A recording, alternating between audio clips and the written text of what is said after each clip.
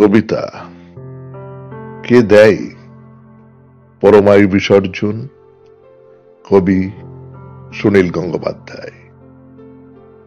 বাতাসে দোল ওঠে, বাতাস নয়, বইয়ের পাতা খোলা, সারা জীবন কাগজ মুড়ে শোয়া, কাগজ ঘুম, শব্দ অক্ষরে খিদে মেটায়। দেয়ালে প্রজাপতি এলো কখন, দেখিনি কতদিন নারীর রূপ।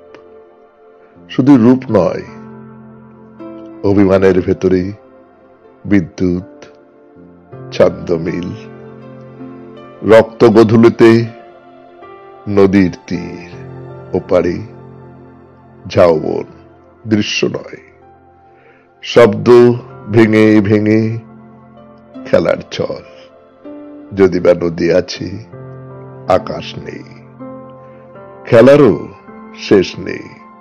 সারা জীবন আঙ্গুলে আগুনের তীব্র আঁচ, বুকের কাছে নেই অন্য মুখ, অথচ উপমায় এক ঝলক। কবিরা উদাসীন, যা ভুলো মন, সত্যি তাই বুঝি।